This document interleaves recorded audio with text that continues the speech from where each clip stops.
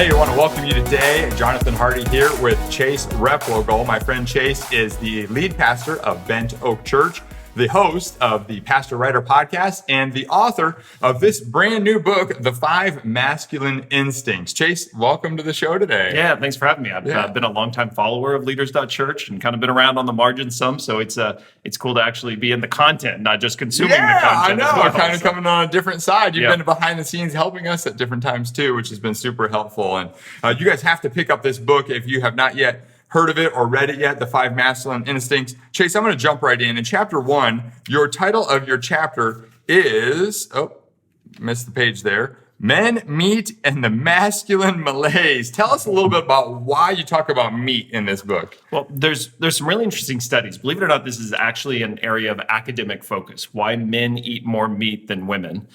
Some studies say that men eat as much as 57% more meat than women. I don't know if that's true in your family. It has been true in my family, for sure. I'd say.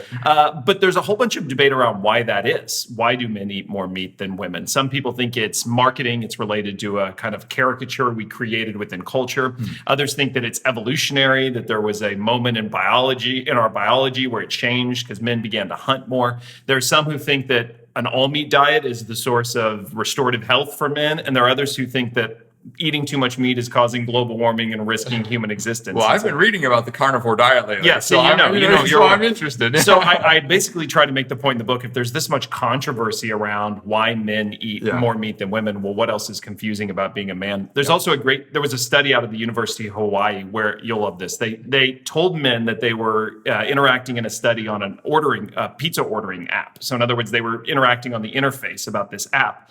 But really it was a test of this whole theory, why men eat meat. Yeah. And so they had the participants take a personality assessment, and it didn't really matter how they answered. Half of the men they told had scored in line with other men, and half of the men they told had scored in line with female participants. There weren't female participants. Their answers didn't matter. They made it up to create what the study literally calls a masculinity threat condition. So that's the scientific for it. They questioned their manhood, and then they kicked them into this app to order pizza. And what they found is the men who had their masculinity threatened ordered more meat on their pizza statistically than the men who hadn't. And so there's this whole area of focus around why men eat more meat. And I think again, try to raise the point. If there's this much debate about that question, well, what else is being debated about being a man today? Yeah. There's a lot. Well, tell us a little bit more about that controversy as it relates to masculinity overall. Yeah, well, I'm a pastor, so I understand as a man myself. I grew up with a brother. I've got a son. I have men in my congregation. So I've watched the way over the last few years as, even putting the word masculinity in a book title all of a sudden makes it somewhat controversial, regardless of what's even written on the page, right? Yeah. The topic itself feels increasingly controversial. Yeah. And I've watched the way as pastors, a lot of us have kind of avoided the conversation. It seems culturally acceptable to have a talk about women and to build strong women's ministries, but you feel like you're risking something if you try to build a men's ministry or talk about manhood in today's culture.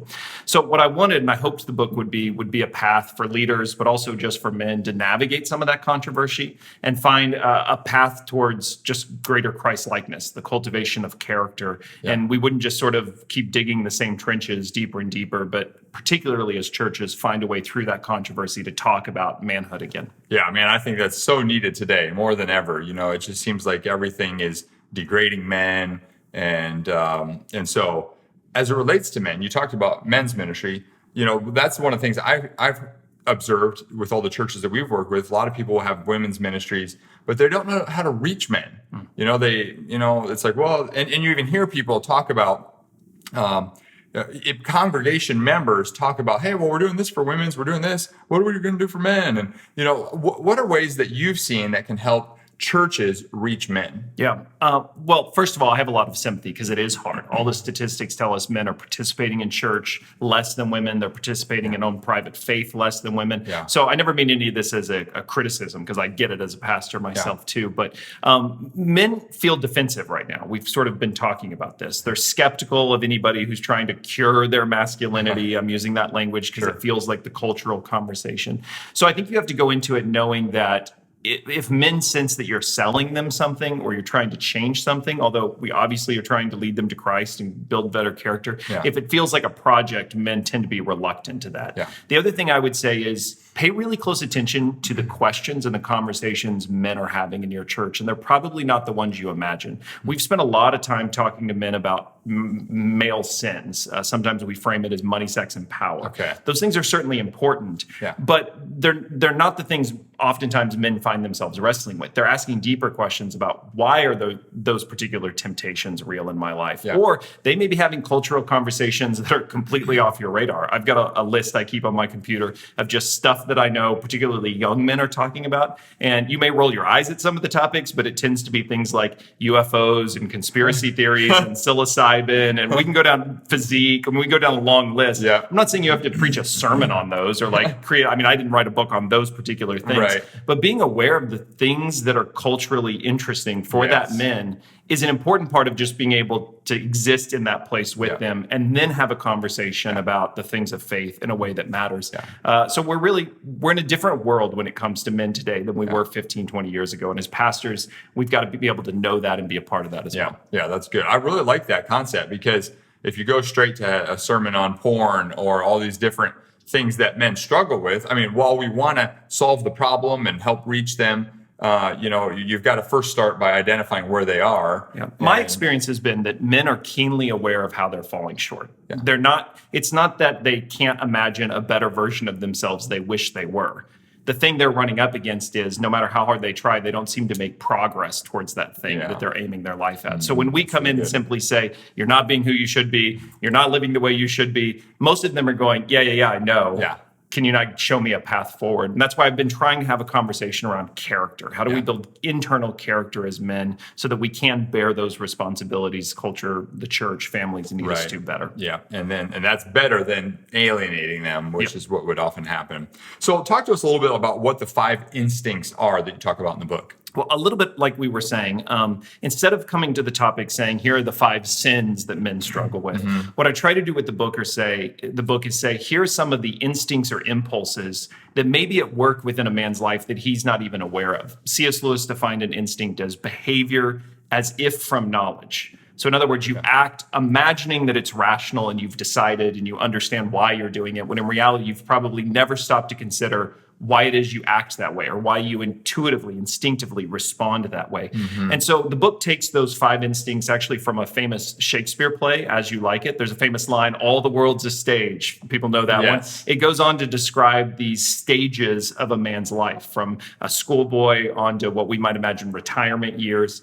And those stages, the 5 of them in the middle that he depicts, really are images or pictures of these kinds of instincts or narratives that we live out as men. So I gave a word to him so it'd be easier. Shakespeare uses a picture. I use a single word and I pair them with a biblical character. So those 5 instincts are sarcasm, the story of Cain; adventure, the story of Samson; ambition, with the story of Moses; reputation, the story of David; and apathy with Abraham. So sarcasm, adventure, ambition, reputation, and apathy. Yeah, that's awesome. So how does paying attention to these instincts as a man, how's that going to help them then grow? What's that next step look like? Yeah, well, the book actually uses a model from the Apostle Paul's writing to Timothy. One of the great things about Paul's letters to Timothy is, in other of Paul's writings, he writes to whole churches. When he writes to the Romans, he hasn't even been there yet. When he writes to the Corinthians, it's this community, this network of churches. But when Paul writes to Timothy, he's writing to a young man that he knows really, really well, who's serving in Ephesus at a time when it's a really difficult assignment. And so you get this really personal advice from Paul to the young man, Timothy. And one of the things Paul says to Timothy is, he says, make sure and show the progress you're making. So in other words, show this character, this growth of virtue, Christ-likeness in your life. That should be evident. And then Paul sums up that progress by saying, and you'll do that by keeping a close watch on your life and a close watch on the teaching. Teaching here is a shorthand for doctrine or gospel. So in other words, Paul says to him that the way you'll make progress and demonstrate that progress is by learning to pay close attention to your life, your motives, your instincts, your desires, and then also paying close attention to what you have in Christ, the message of the gospel that you've received. And it's by pushing those two things together that sometimes we keep separate, working those two things together. Paul goes on to say, and it's by this you'll save yourself and your hearers. In other words, you'll bear responsibility as a pastor well, and you'll serve well. Yeah. So the reason I think a conversation around instincts is particularly important is, number one, culture's not helping us with this conversation. Right. Everything's external. Right. Everything's about expectations. Yeah. Who teaches you to look inside and understand and then challenge the things that are inside of you. But also because this is Paul's advice to a young pastor in a really difficult assignment on how he'll serve that congregation well, lead well. Yeah. He'll do it by understanding his instincts and by applying the things of the gospel to it. And so that little model plays out for each of the instincts and the characters. I try to show how's that instinct possibly at work in your life, and how do you check that instinct with something you have in Christ, an intentional practice of faith to make sure that that instinct isn't dominating you or you blindly indulging it. That for me is a path towards character, bearing better responsibility. Right. And the better our character can be more like Christ, then the better off we are. Yep. And the more we serve well. I mean, that's Paul's point. You'll save those you're responsible for by character. So your family that you're a part of, the church that you're serving, the community you're in. And that's the thing I think men are looking for. To go back to our conversation, they're looking for us to give them a path to say, you don't have to live stuck in the same sins. You don't have to live in this shallow cliche of sitcom masculinity. You can actually become the kind of man by Christ and the power of the gospel that can bear responsibility, that can serve well, that can lead well. And I hope this book is just a starting point to get men down that path. Awesome. I love it.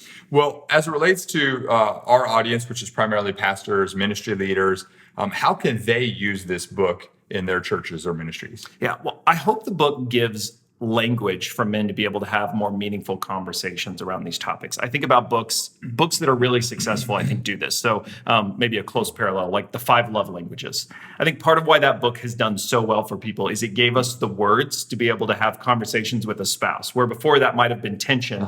Now you're able to say, no, I'm looking for words of affirmation. And that language facilitates a better conversation that leads to improvement. I hope these 5 instincts give men and the men you lead in a church that language, those tools to discuss and better understand, maybe even across generations. So I've worked on a whole set of tools to go around the book. There's a PDF study guide that has personal reflection questions as well as group conversation questions.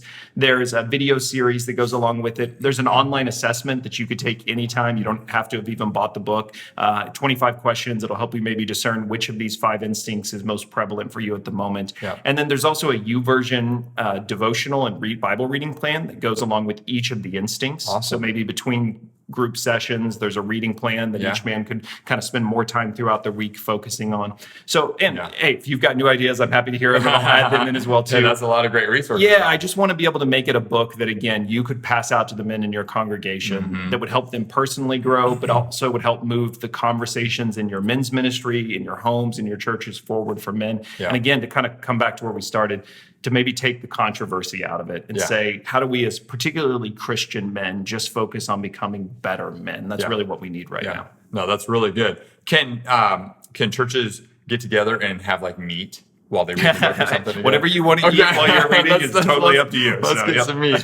Well, hey guys, you have got to pick up your copy of this book. And I would actually encourage you to buy some bulk copies if you can, because this is a great book that's going to be a huge resource for the people in your church. So pick up one for yourself, but man, get 25, get 50 copies for the people in your church. It will be a huge blessing to you. Obviously, you can check out the 5masculineinstincts.com. Google it. You'll find it as well, too.